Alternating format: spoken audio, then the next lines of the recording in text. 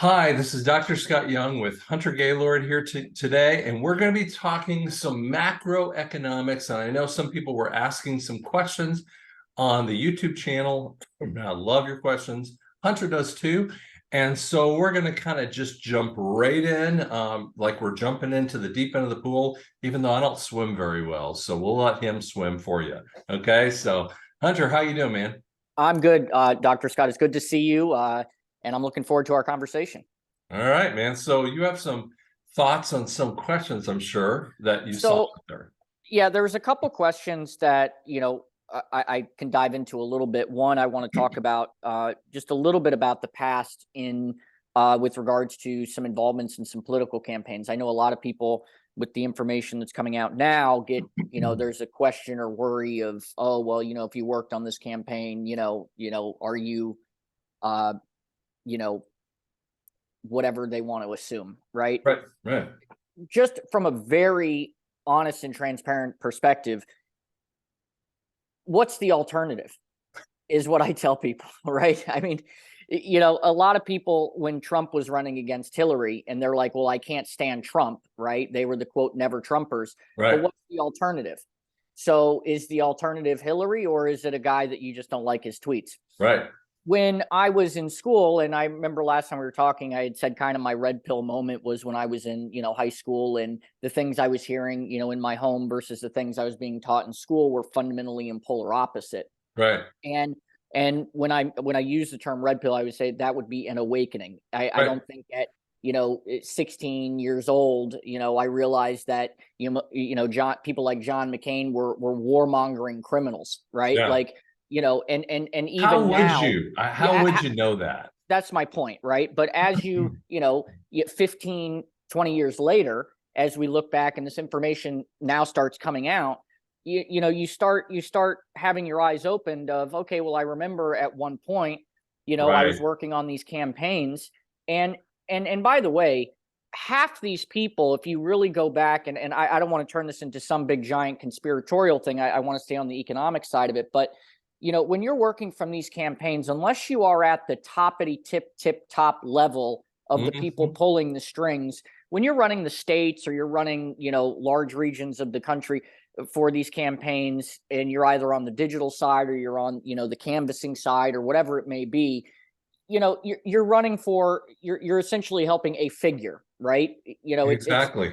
you're not out there dictating foreign policy. You're not out there saying, you're essentially supporting a candidate to, just like Trump. I mean, all these people that when I was in California and Trump was first running for president, and I said, look, if you don't think that this type of, political movement that he created, where in the state of California, of all places, they had caravans of cars and motorcycles and RVs, tens of hundreds of miles long in liberal blue states. And so, do every single one of those people that volunteer for his campaign understand what he was going to do with the Abraham Accords or what he was going Never. to? No, they're supporting someone that they feel are, if they're elected, is going to help them be better than they were 4 years ago, right? That's the name of any campaign. So, having worked and volunteered for, many campaigns, I can tell you that probably one of the best candidates that I ever worked for and had a personal relationship with was Herman Cain. Yeah. And nothing about Herman Cain, he's now passed away, but nothing about him struck me as involved in some sort of deep collaborative state effort to, depopulate us like a lot of these other politicians would. Even people like, George Bush.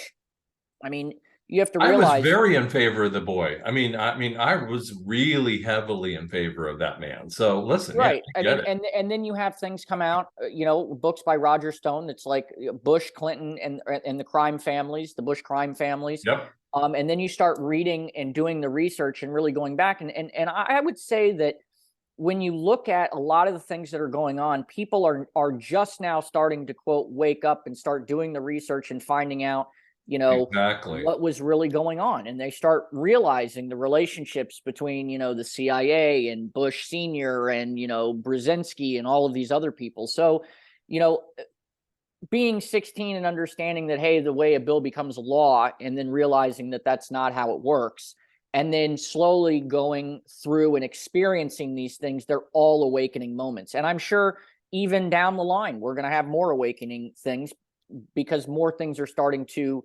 bubble up to the top. Things that, wow, I had no idea. Wow, I had no idea. And that's, Well, I think, and the they call, awakening that's I'm going to going put on. it this way. They call it a red pill. It's a pill. And you know what? You take pills, you kind of Right. take pills daily. Or whatever, your time frame is for your pills. Okay. Right. And you might not be taking the whole pill and that's it. Okay. Well, I mean, granted, if we want to use the Matrix analogy, Neo wasn't fully awakened the moment he took the red pill. He Nope. had to go through training, and and that's why it was a trilogy, right? So there were all these things that led it to, the simulation. But I think the idea is understanding that it is, and even now, like, I mean, I've got, a lot of notes that we can cover on stuff, but even stuff that I'm seeing today, I can go back even 2 and 3 years, even from a financial perspective, Oh and look yeah. back and say, wow, I can't even believe that, this is happening. I mean, when we shut down the world, that was supposed to be 14 days to slow the spread, and it turns into, every time they can potentially lock you down, they will. I mean, I was reading an article this morning, and I saw a video link, and there was a doctor in I believe Sarasota, Florida, that was just removed from the medical board because he was endorsing ivermectin Right. as a cure. And we're how many years later to understand that we had major issues with Pfizer, people getting these shots. So it's you can't go back and say, well, I was awake then, but not awake now. I mean, people are still, not seeing what's going on. I could not have told you. I mean, I'm not a big advocate of putting things in my body anyway, right?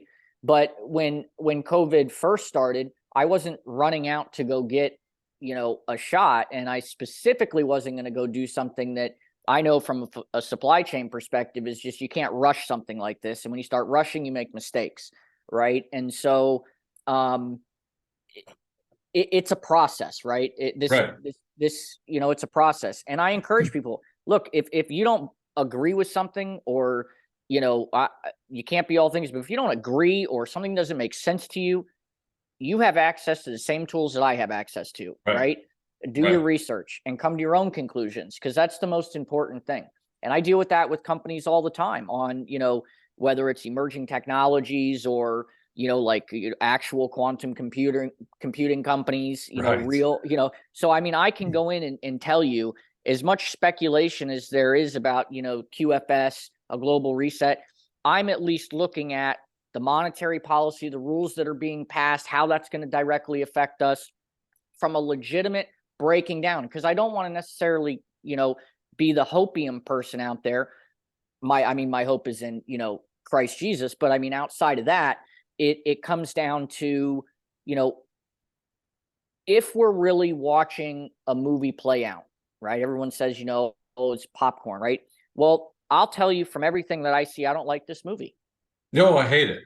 I mean, this is the worst movie I've ever seen. Get to the Yep. end already. And that's what we're looking for. But there are things that have to go into place, because it's like, you can turn a speedboat very quickly, but the time it takes to turn a battleship, right, or aircraft carrier, I mean, Right. it takes time to, clean this system and drain the swamp, if you will. Right. And I think that's where we kind of come to. So let's shift gears a little bit. We're going to talk a lot more future post NESARA, because that's kind of Yes. things as a macroeconomic kind of viewpoint. There's people making comments about NESARA and what happens in NESARA too. So, and one of the big questions, I'm sorry, is that how do you think banks are going to loan out money when we get away from compound interest, and how it's actually going to work, when we walk away from the Fed kind of thing? So what would your projection, again, you're projecting, so you're just going to have to guess at it here. Yeah, I mean, one is if you get away from criminal banking activities where they're taking advantage of, your money, and they're essentially doing illegal banking practices, I think the loans are going to I think the loans are going to be much more regulated. And we saw with Basel IV, right? With Basel IV, you won't be able to lend out, or individual banks will not be able to lend out a certain amount unless they have it in their either reserves or it's backed by some sort of asset. Because when you start, because right now, if you look at it, our quote currency is backed by what? Full faith and credit, right? So if I go out, that credit that I'm using, okay, is essentially something that I have, I'm putting out there that in the future I will be reestablishing that credit. It really shouldn't be called credit, right? It should be called like, I'm debiting this, and at some point I have to pay it back, right? But right now I am lending out. So if I take a basic, like an example of a credit card, if you use a credit card, that's not your money that you're using. Now, you signed an agreement saying that you have to pay for that, bill once a month or whatever. They're going to charge you an exorbitant interest rate, especially now. I mean, some of the credit card interest rates are 26, 27%. It's insane. I think in the future, under a quantum financial system where you have immediate same-day settlement, actually immediate settlement, it's going to be very hard to have a system that allows for illegal banking practices. Right. So artificially lending out more, I don't want to use this term on this, but you're really raping the consumer, right? I mean, it's highway robbery. I don't want to. What you're saying here. So, for instance, I'm thinking of a local bank I know here in the Tulsa area is $1 billion local bank. Okay, and what you're saying is that they're not going to be able to loan out more than $1 billion necessarily because they don't have the funds to be able to cover that, in essence. Right. Well, you run into a classic example as a run on the bank, right? I mean, I would encourage anyone, if you're sitting with $50,000 in cash, try to take it to a bank. The banks won't take it. They won't take it. And half the banks you have to schedule to come in because they don't have money, in their banks, because we deal in a system that's fractional reserve banking. Right. Just like in the markets, when you access the capital markets, you're using, these practices where you have, I mean, you're really, not to simplify this, but you're almost creating things out of thin air, which is what they're doing, right? I mean, that's why they say, the cost to make a penny is more than a penny is worth, right? Exactly. So when you start thinking about that, the future is when we actually have the materials in place, it's going to eliminate a lot of the current, systems, because right now there's a lot of ways to manipulate the system, right? I think when you get into a very regulated environment where there are clear, lines in place, and QFS and a lot of like the cryptos and I won't say cryptocurrencies, but I will say asset-backed, entities, it's going to be very difficult to try to scam the system. People, you see it now with crypto, but it's not regulated. So, if there's no police officers and there's no, sheriffs in town, you're going to have all the, all the criminals running around. And that's what they've been doing, right? That's what has been going on. I mean, there's no, we send, what is it? What are we up to? 130 something billion dollars over to the Ukraine. Where's the actual financial oversight of that? That's moving from, it's just. I think are we pushing? Well, I thought we were way higher than that, but who knows? But I mean, I lose count every time Biden gets on an airplane or opens his mouth. Right. Well, I mean, it's like, so does he. Yeah, right. Exactly. So, but no, I think it's going to be much more regulated. Yeah. So let's jump over into that crypto thing, but we'll kind of hit it in a slightly different way, so we'll left-hand that one, backhand it. So when we think about phishing, that's with PHISH, phishing and fraud issues related to quantum financial system. And maybe you even want to hit the crypto kind of things. Again, crypto, when they say cryptocurrency, it is not a currency. Okay. I mean, I get really upset about that because it's not a currency. You're not buying necessarily. A currency is only made by a government. Okay. A crypto is just an alternate route. It's a banking, or excuse me, it's just basically another train route to get to your destination with that. Yeah, that's a good way to explain it. The way a lot of people, when they talk about cryptocurrencies, they're designed to be this decentralized platform, because we're not against the government or something like that. But as much as there are those people out there that are in that world of quote anarchy and all of this other stuff, we don't want government oversight. I have always go back to the saying, the government which governs the best is the government which governs the least. But Right. you still need principles in order to follow, right? You still need guide rails or guardrails, right? Yep. Or else you'll have everyone running around.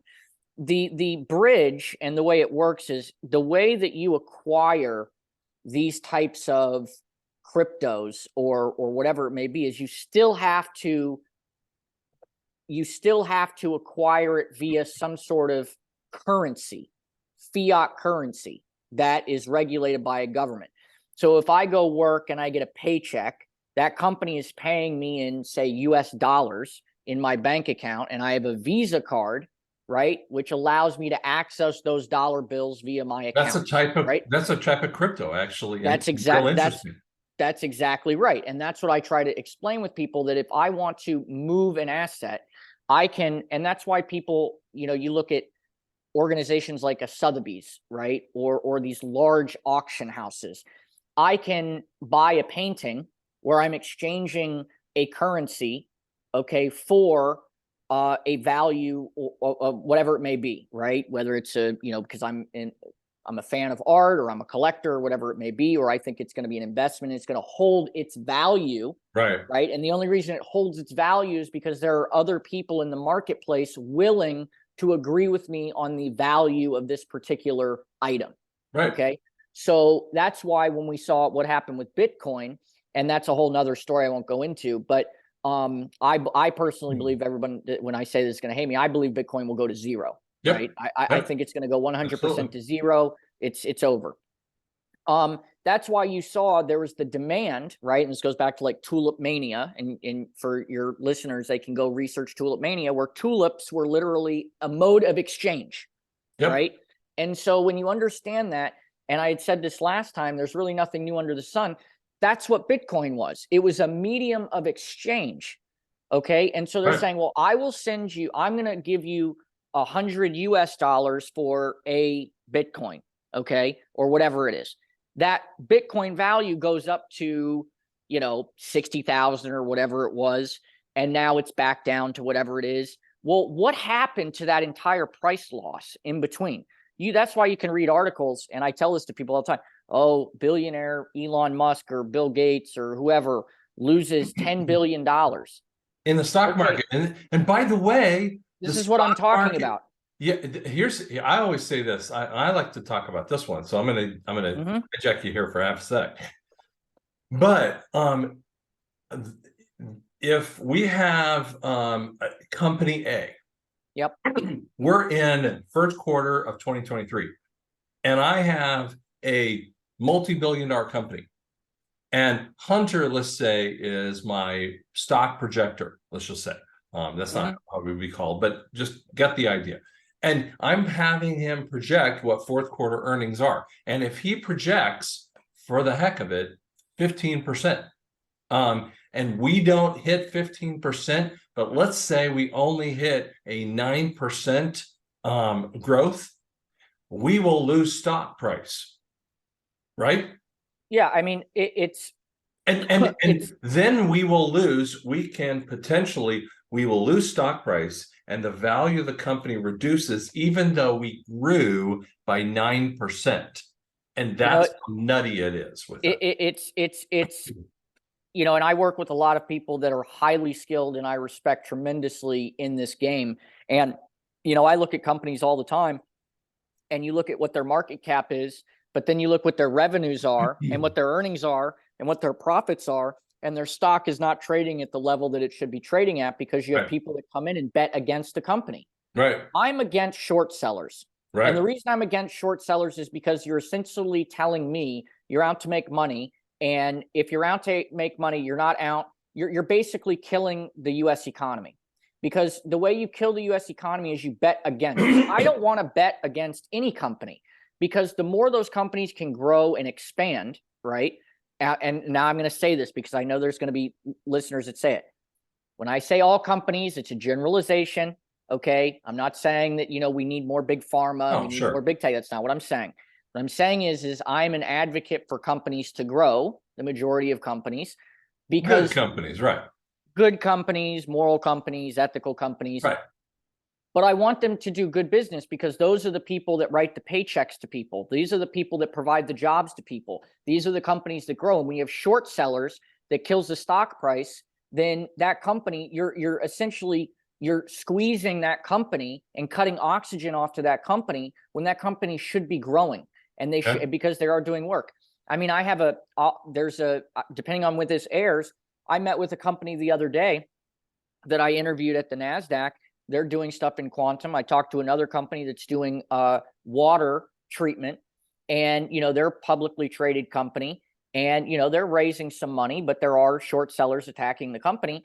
And it's sad because if a company like this had the real resources behind it, they could deploy the water treatment cleanup in Ohio, Palestine faster than the infrastructure of the municipalities, because we in the United States have not updated our central water infrastructure system since 1961. Oh yeah, it's horrible. So people don't realize that every economic decision that's made is made by the government. And even in this administration, the current administration of Biden, this fake administration, not one single business person is in his administration. And then you look at what Trump was doing from an economic perspective and your 401ks and everything. Look at all that wealth that has been lost due to bad economic policy. Right.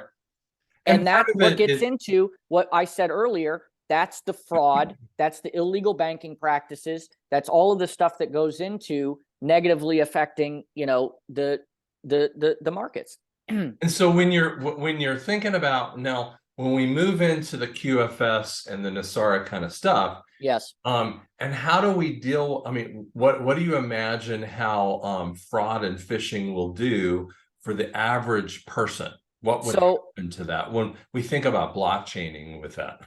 Well, one thing is when you add quantum computing into large data sets, here's what will happen.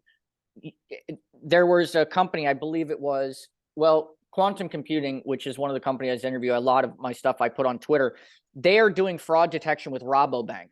Okay, one of the first ones, International Bank. The normal fraud detection with like spending patterns without a quantum system is around 90% accuracy, right? Okay. And now with online purchases, we need to know, is this you that made this Amazon purchase? Was this you that made this credit card? Were you at Walmart and bought this, TV? When you run it on a quantum system, a quantum photonic computer is able to process vast amounts of data in basically these qubits, or very, very fast processing speeds. That fraud detection gets up to about 99.6. Wow. Okay. And so that means that when you look at credit card fraud, identity theft, all of that, it's almost eliminated, because we've got almost perfect pattern recognition on, we know your spending, we know your spending patterns. So if all of a sudden, I'm Hunter and I go to, coffee shop A 3 times a week, and then all of a sudden, I don't go to coffee shop A, I'm at bar B 4 states away. The moment that card goes into the terminal, it's shut down. I mean, right. You would know that's we're almost 99% sure that's not. By the way, I think some of that stuff is actually happening, because I've had, over the years, I might get, as a business owner, I've been open almost 19 years right now, and I would get maybe one major event for hacking, personal business, one of the two, in a couple year period of time. Since 2020, since I've really done this NESARA thing, I've literally had my 7th one in a 3-year period of time. And it just happened the other day. My credit card got hacked. And I'm telling you, they're getting better and better on me. Now, first off, people are hacking me, but they're getting better at finding these people. Well, I'll tell you what's happening. The closer we get, they always say it's the darkest before the dawn. Everything that you're seeing take place now, and they say, you know, the system is ready. It's just a matter of turning it on, and switching it over. It's a scramble to get every last dollar that they possibly can before the Absolutely. set. Now, my personal belief is I think it's going to be irrelevant, okay, that they're trying to do that, because when it switches over, the stuff that they have is going to be worthless. It's going to right? be monopoly money. I It's mean, monopoly they're money. stealing Scott's money, and swear to you, they stole like a whole bunch of PayPal stuff, right? Yep. And it's going to be PayPal stuff that literally is going to be worth. I mean, it was like a couple $300, right? So we had to change credit cards, and they'll have nothing. Yep. Well, they won't. And the thing is it won't be accepted. I mean, there was a video I saw circulating on Telegram, and you know, it was this a middle-aged gentleman walking into a Dunkin' Donuts trying to pay cash, and they say cash isn't accepted here. Well, I mean, you know, I get into arguments with people all the time. It's like, well, wait a second. If you're under a regulated government, okay, and you actually have laws and practices, and that dollar bill says in this system, this is legal tender for all debts, both public and private. Right. And so by you refusing to accept, just like the credit card companies, and most people don't realize this, if you are a merchant, now I'm going to get into trouble for this, but at this point, gloves are off. Because when you go into any merchant, okay, and for people viewing, merchant is the term for any type of, you know, business you go into. Exchange. And if they have, yeah, right. it's an exchange, okay? Whether it's your coffee shop or your convenience store or wherever it may be, your local bar, restaurant, doesn't matter. And you go to use a card and it says, and 9 times out of 10, it's on some handwritten Sharpie paper that says minimum debit card or credit card transaction is $5. Meaning you, in order to use your card, you must spend at minimum $5 or something like that. Some are more, some are less, right? That is technically illegal.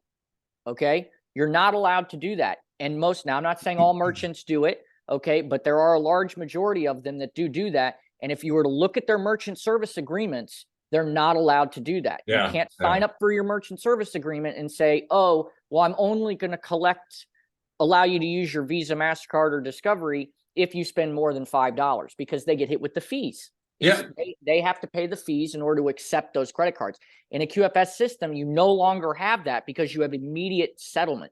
And that's what people have to realize. Not only can I verify who it is, but I also don't have to worry about these interest rates and fees. Why do I have to pay? And I want people to think about this.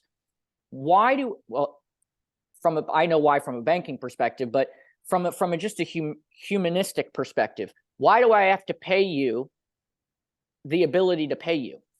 Yeah. It's nuts. And I mean, listen, I mean, I have to pay, you guys don't understand, as a business owner. I mean, you know, I deal with, you know, hearing aids. Okay. And when patients are coming in and they're paying with a credit card, I'm having to pay, you know, huge numbers. Anywhere from 1.5 to, man, and when you're talking about American Express, it's a like 4% rate that we're doing, and sometimes 5%. It depends on, and it depends on the interchange rate. I mean, if you got a gift card, you know, type basis, and I mean, and it's all over the charts. And so, I mean, and I've got to take this amount in the rear, in essence. Yep. And well, it's just crazy. It's like I said, I think a lot of that is going to change, because that's hurting and affecting the business owner. Right. I mean, you know, and most people don't have access to cash because the banks don't carry the cash. So they can't get the cash and pay here. And then so there's all these things that go on. But just to go in, because this is important. If people are familiar with, you know, there's a lot of talk about AI, right, going on right now. A lot of talk about AI. But I want this to, so I have Chat GPT up right now. Okay.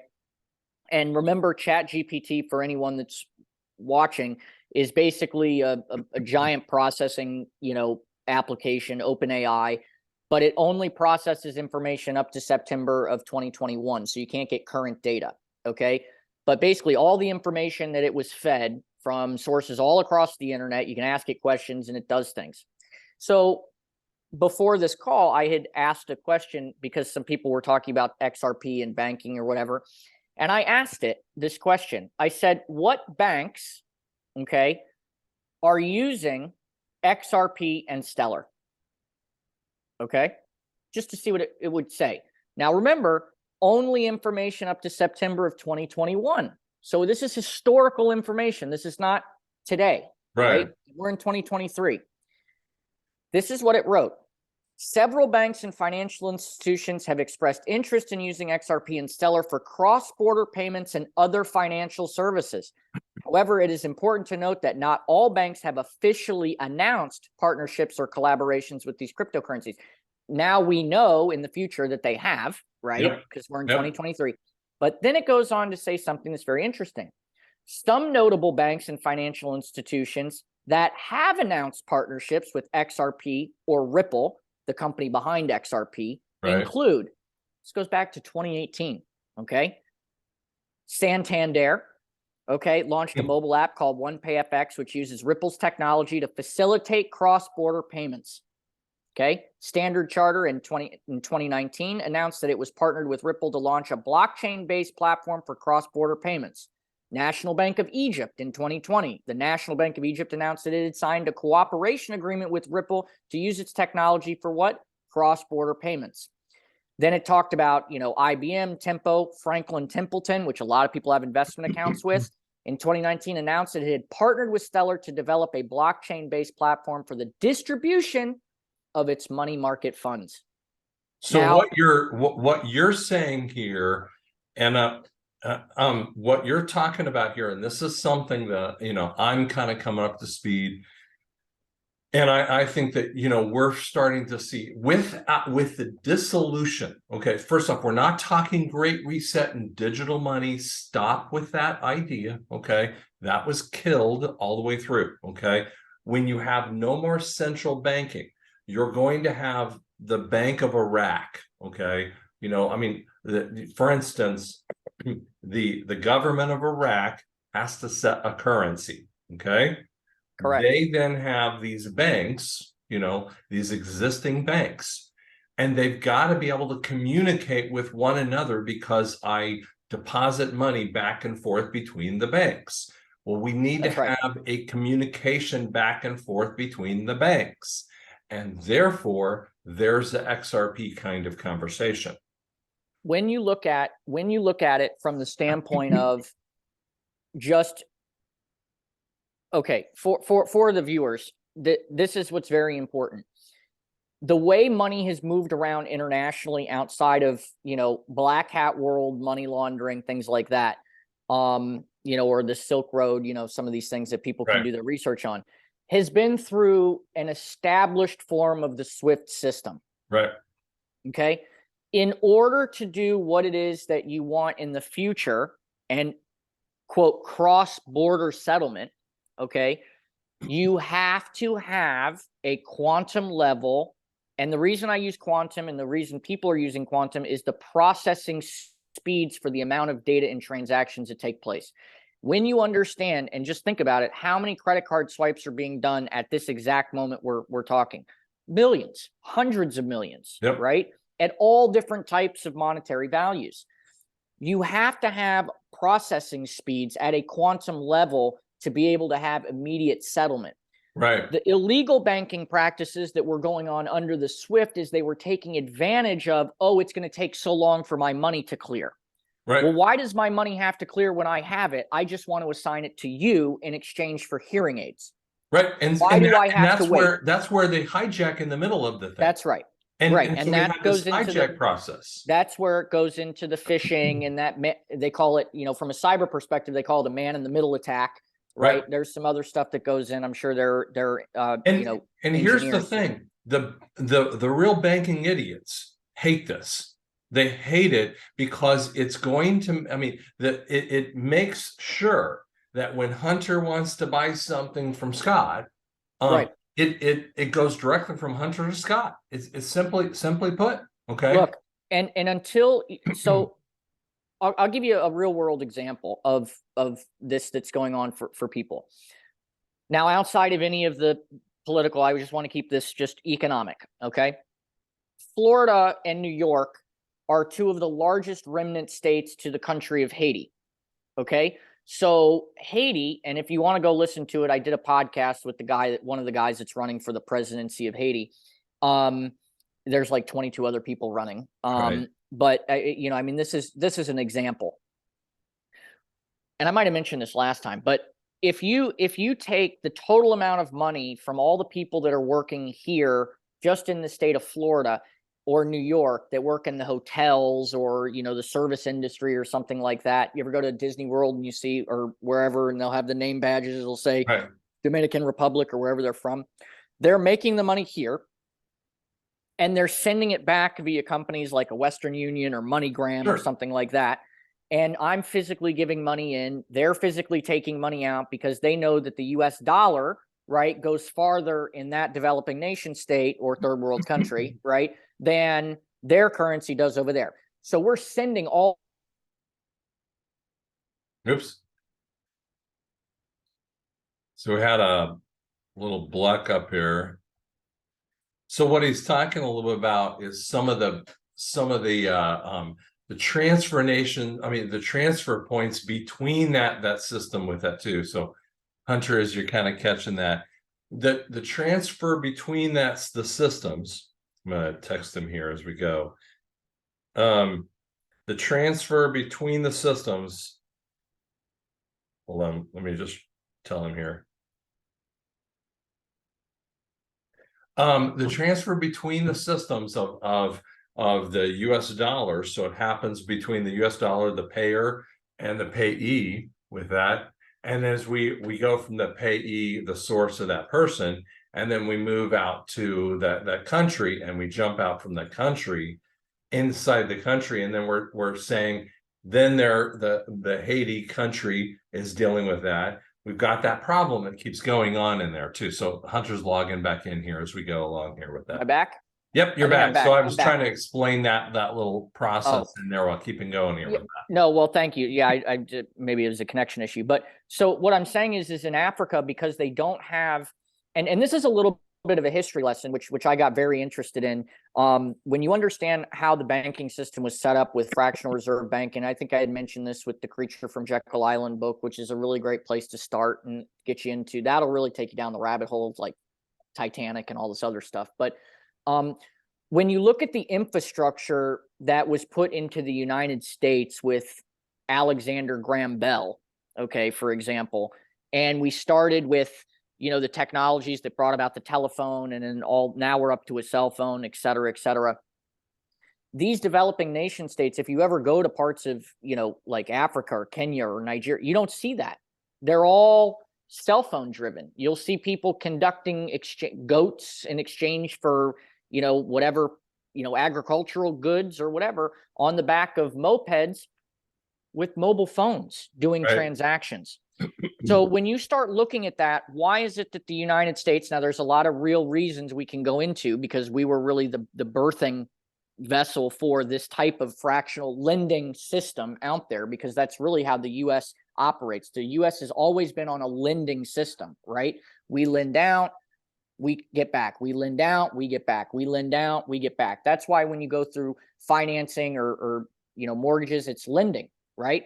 You give me something, I'll give you a loan. And that loan has what we call an LTV. So that's your loan to value, right? So if your house is worth, $1 million and I give you a loan on your house because that's your collateral, and I'll give you at the current interest rates, which is another thing, I'll give you 65, right? And I'll give you 65% loan to value. That means I'm only going to give you a loan based on 65% of what I'm valuing your house at. Right. So this is where you get into, and I want people to understand that when we start moving into a new type of financial banking system where you don't have time because of the immediacy of everything, and you have the predictability, and you have the fraud detection, and you have the security enablements that are in place, you're going to see an entire change of an ecosystem on how we go about buying and selling and trading of goods and services. Right. And I think it's going to be for the better. I don't necessarily think it's going to be for the latter, because when you look at the difference between, NESARA, the Great Reset, and the currency revival. You have to have these fundamental systems in place with the QFS before you can roll this all out. Right. And then you have to have, and then by the way, you have to have the policing in place to be able to say you were doing illegal banking practices. We have it.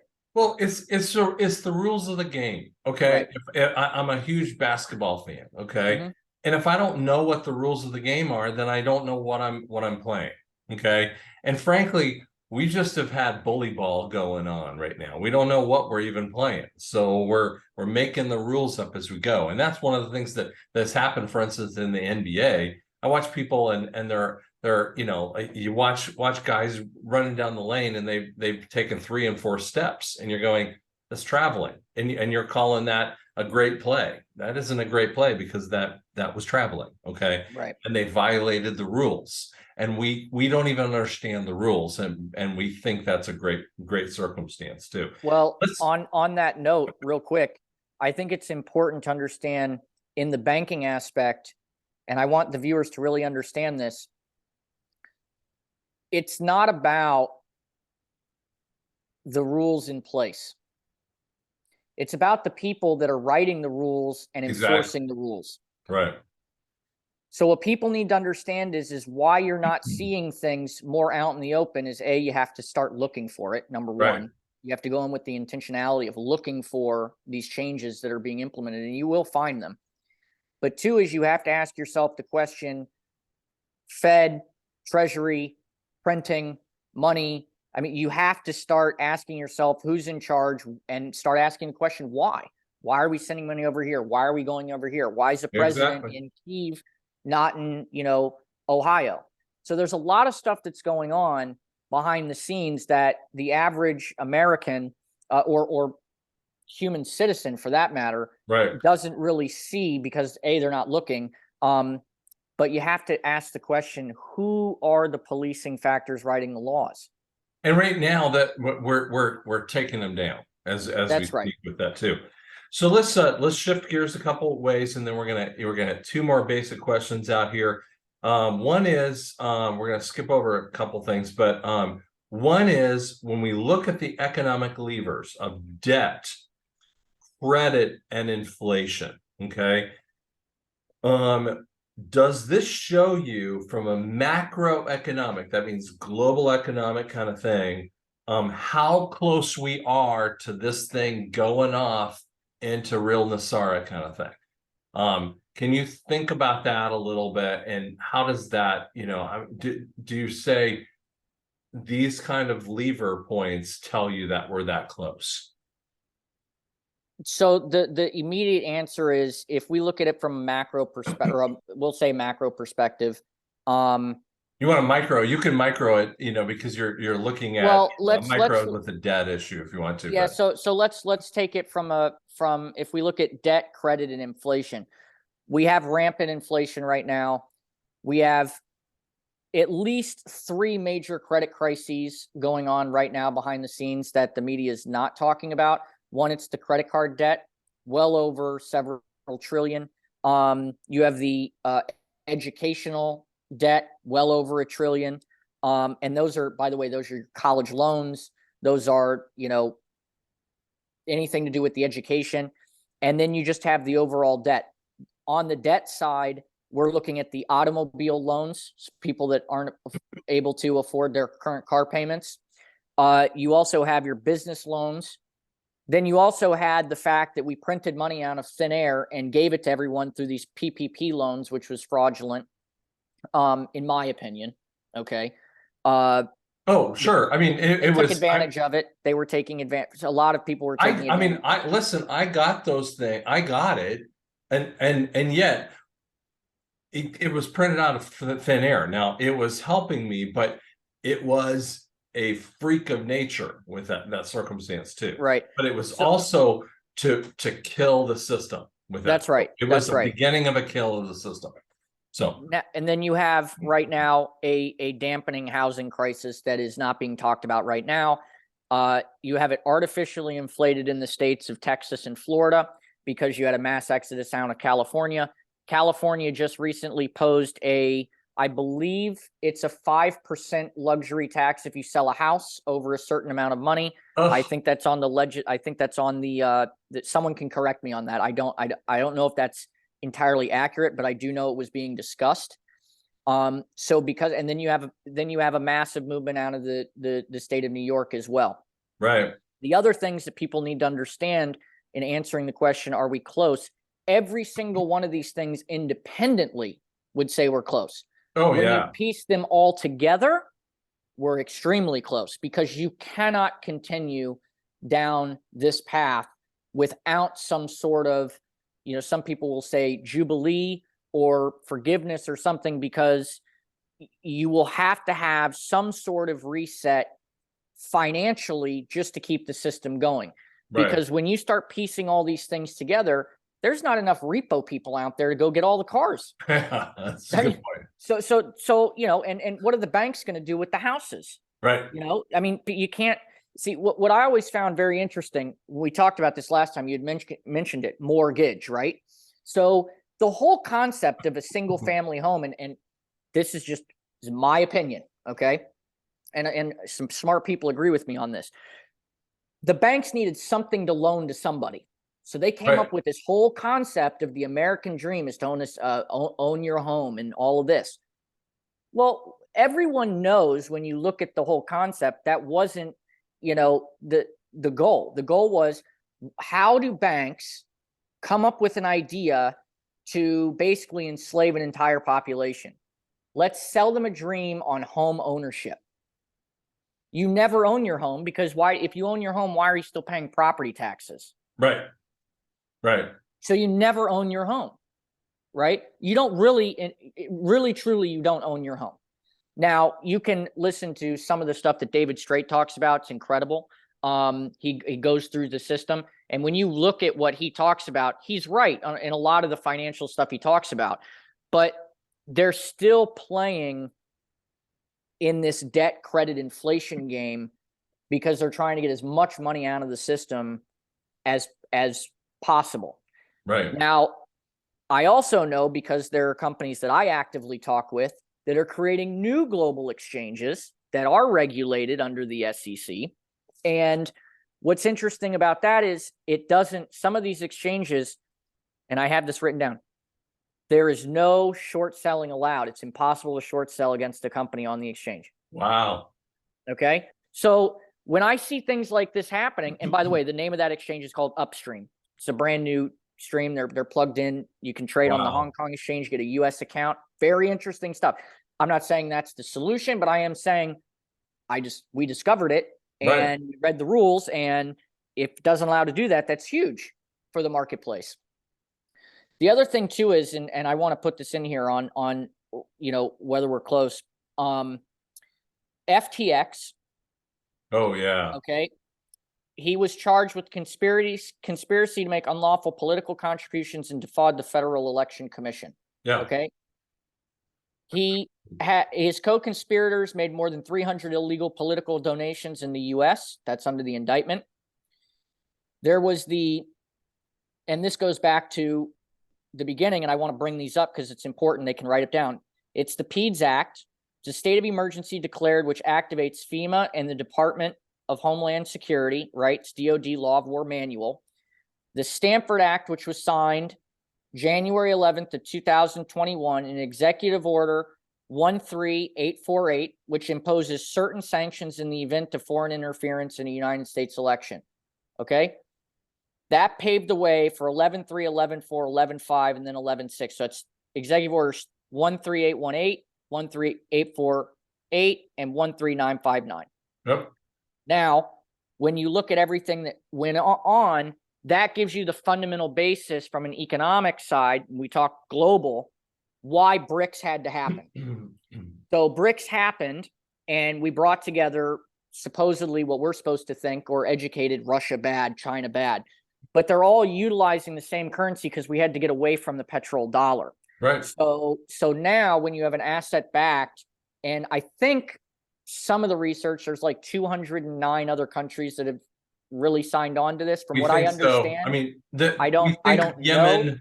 Well, Yemen was one of the last ones to kind of hold out, but they have just signed into it. Don't believe some of the silliness. I heard a researcher who was like, "BRICS said it, they're not doing anything." Bah humbug. No, it's out. I mean, it's in their own announcements. So I mean, that was the Right. whole when Russia came out, and I remember a lot of the currency traders that I was talking with, and you know, we have a lot of cocktail conversations with these guys, and one of the largest, I'll tell you, and people need to understand this. If you're able to create a one-to-one currency, right, with an asset, so your forex market's gone. Right. You can't manipulate foreign currencies anymore. So that puts warmongering United States going into places like Vietnam, Iraq, whatever, and doing economic hit jobs on these countries to be able to deflate or inflate. I mean, remember, how did George Soros make his money? Oh yeah. So that's what people have to understand, and everybody knows this, right? Or, well, not everybody, but I mean, when you go and you look at how he went in and destroyed countries, and he's interviewed on national television talking about how he ruined countries by killing their currencies. Right. He buys everything up. That's the same thing that we did back before World War II and World War I, when it was the banking families that were funding the wars, and that's how you had this massive land grab that went on. So when you look at it from a global perspective, in the US alone, the rising debts across multiple industry sectors, the credit crisis, both from the educational loans out there and the credit card loans, and the rampant inflation, it's done. This is you want World War III? There it is. Well, and that's the thing. I mean, you just basically said what you just basically ticked off is credit crisis. I mean, the credit card crisis. You said the housing crisis is way off the charts. You've talked about the auto loan issues. You got banking problems through the roof with that. We've got near hyperinflation issues that they don't really want to tell you about. We've got so many different issues that are happening left and right. All those levers are telling us that nothing can do it. We are so close, it's not funny, guys. It's a balloon about ready to pop. Well, I want to make one point following that. So, and this is a very simple example for the everyday listener to look at. You do not have to be a finance whiz or work in and around the finance industry or capital markets to understand this. If you have a credit card right now, okay, and let's say your limit on that credit card, okay, be it American Express or Visa or MasterCard, whatever it may be, let's say that you're at 16% interest you pay on that credit card if you do not pay off that credit card and you just make the minimum payments, okay?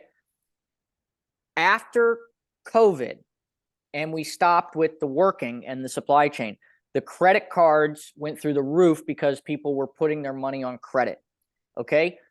So if we have $1 trillion, this is simple math, if we have $1 trillion, okay, in unpaid credit cards, what is the interest accruing on that? You're done. You're done. Right there. Because you can't, the moment that's why they say don't fall behind on your credit card payments. Why do you think they tell you that? That's why everybody said don't fall behind on your credit card payments, because then what happens? You'll never be able to catch up again. Yeah. No. Because the interest rates are going through the roof. These banks are like, oh, well, we're not going to lend credit cards out. Nope, they're going to lend credit cards out to you all the time. That's why you look in your mail every other day. You got new credit card offers and new credit card offers. And what's going to happen to all these? And from basic fundamental standpoint, and I really wish other people in the whole NESARA world or would listen to this. And I probably should do just a training thing on this with people. But basically, if you take a credit card, okay, just one credit card, and you're a person that's working, say, a 9-to-5 job, and you're spending credit waiting for your paycheck to come in. If your paycheck does not come in and you use that money to then put on the card, you're using that credit card company's essentially money. Where is that $300 or $400 you just spent at the grocery store, that money you don't have in your bank account, that you know you're not going to be able to pay that credit card bill off, but the grocery stores are still taking that as a payment? Right. Where is that coming from? Where's it coming from? So the credit card company's like, well, they owe us $300. They owe us $300. They owe us $300. It's just going in a circle. And then they go to the insurance companies, right? They go to the insurance companies that underwrite their stuff. They say, oh, we can cancel this car. So, I mean, the message is people, just look in your own backyard, and next time you're out, ask a couple of people, hey, just curiosity, what do you pay on your interest rate for your credit card, right? I guarantee you they're in the 26% right now. Right. I mean, I get offers all the time in the mail, and they're like, oh, well, you're pre-qualified for this. Oh, that's great, right? I'm pre-qualified for what? You know? And you look at the interest rate, 23.5%. And it is so levels of usury, it's not even funny. It's with It's totally usury. And people, that's the definitions of some of the stuff that we've talked about with that too. right. So let's shift gears one last time with one last question here. Yep. There's a conversation that keeps going around in the NESARA area, 1955 pricing, and we're going to get an economist kind of standpoint. So I'm going to set this up here just a hair, and here's what we're going to say. All right, now we have a monetary value of the US dollar that is worthless. Therefore, pricing is high. When we flip this thing reverse, and it'll be like that, where the money is based upon a gold-backed currency, we don't just see it go to X. Let's talk about that from your standpoint. When you think about that and your first response is someone says 1955 pricing, say what you would, how you might handle that in your own way. I've heard this. My immediate answer is that's not, it may feel like those level prices, but it won't be those prices. You're not going to see all of a sudden oil be 10 cents a gallon. Right. Okay. It's just not going to happen. Right. Now, once again, I don't have a crystal ball, so I don't want to, and I'm not a financial person, but when you have, and this is an example. If you make $10 million a year, okay, spending $1,000 is no different than the person that makes $100 a year spending like 10 cents. Right. Okay. Right. So you have to put it in economic perspective. When you have a quantum system, when you have immediate settlements, you get rid of usury, you get rid of the short sellers, you have real market growth, you will see, from a supply chain perspective, things feel like they're more affordable. Right. Because the supply versus the demand, the supply will be in excess because, in my opinion, we will be getting back a lot of the stuff that is entitled to us, right? From a theft perspective, right? Because that's what they did and are doing. So I think that with an actual secured currency, some sort of asset, it will feel like things are much more affordable. Right. I don't think you're going to see the actual legitimate prices like you saw in the 1950s, but I do feel that people will feel or experience a level of, that cost or expense is no longer a burden. But is it instantaneous to them? I mean, no, I want you to differentiate a service-based thing like a massage, okay, which is a service-based point versus a cost of good kind of thing that is a item like a TV, for instance. And are we going to see an instant rollback of those kinds of prices with that? And that's what some people ask for. Well, I don't. The quick answer is I don't know. I do know that there will be a difference in cost between services and productions of goods. Good. Okay. So production of goods has clear resources that go into the manufacturing or building of something. okay, whether it's an iPhone or a leather wallet. There's still a supply chain that has to go on that that at some point fees have to be paid or money has to be exchanged for the various elements of the supply chain. Okay. I don't believe people will be working for free. I don't think that the massagist is going to come in the next day and say, oh, well, because, I'm potentially a millionaire now, I'm going to lower my prices. I don't think that that's how that's going to work. In fact, as a corporate consultant, my prices definitely are not going to go down. I'm not just going to say all of a sudden, oh, hey, by the way, when I'm brought into a company and I charge them X number of dollars or whatever, that, well, because we've had this economic reset or whatever's gone on, that all of a sudden I'm going to lower my services. Well, that doesn't make any sense to me whatsoever, right? I think what you're going to see is I think you're going to see the cost of goods, not necessarily services, come down a little bit, because you won't have as much as the financial burden on the companies that are producing those, because you'll have the laborers, you will have you won't have these. I mean, you think about the taxes alone just for payroll tax.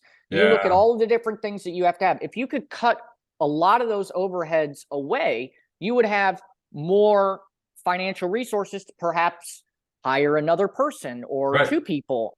Right. And that allows you to reduce the overall cost of goods sold, right? And that's when we look at, in business, we call it COGS, right?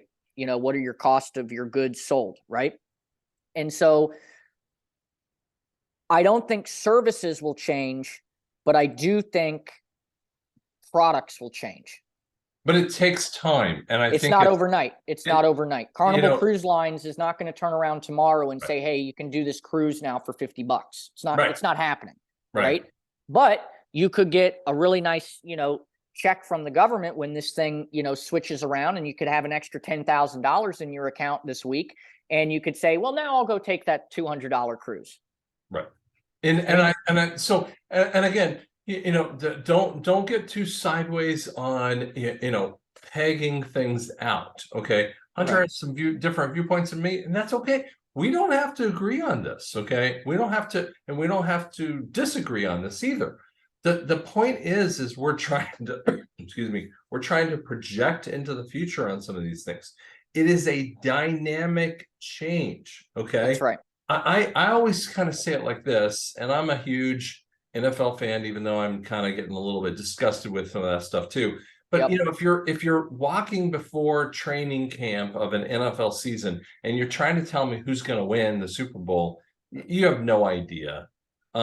After training camp and after the preseason, do we want to guess who's going to win a Super Bowl? Well, we don't even know. We might have a better idea because the starting quarterback of KC went down. Okay.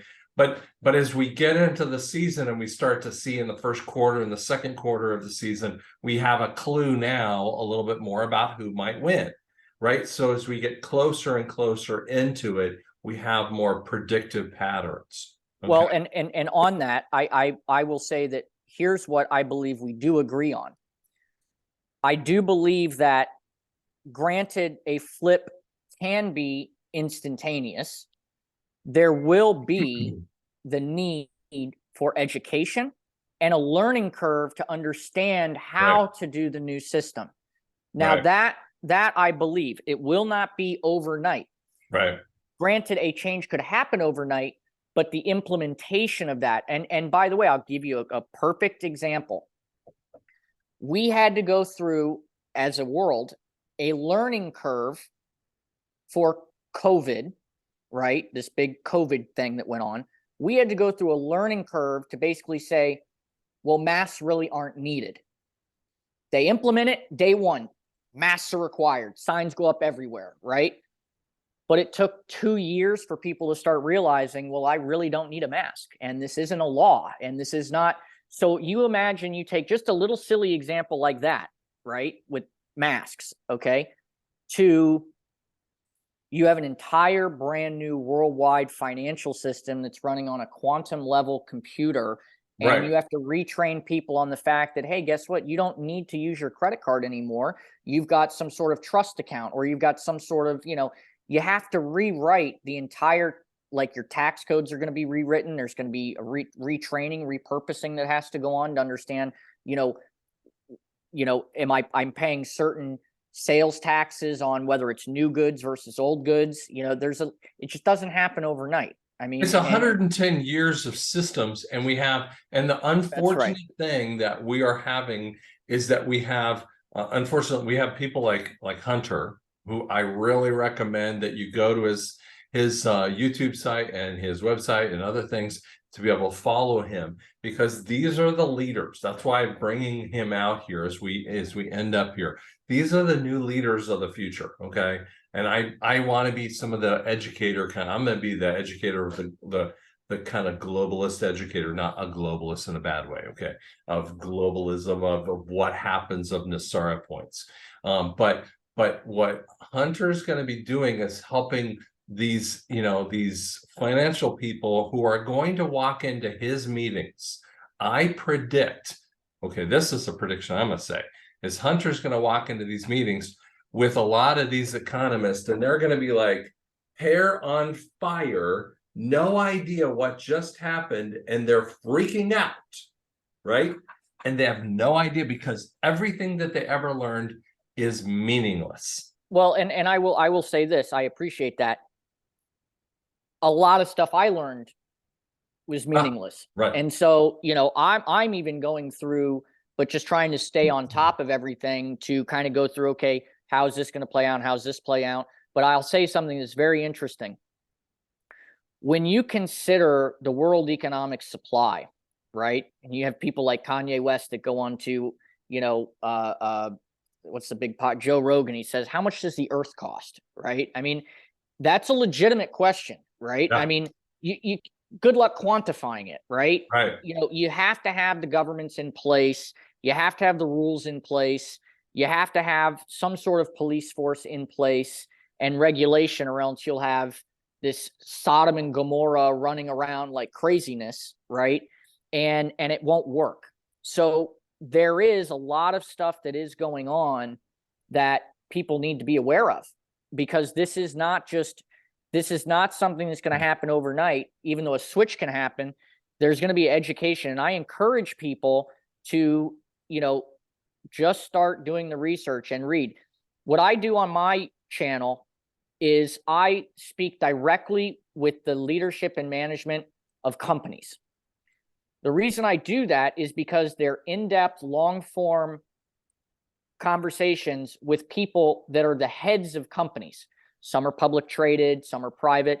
And the reason I do that is because I want people to understand I'm going to listen to a conversation with a person who's running a company that's publicly traded. This is what they do. This is why they do it.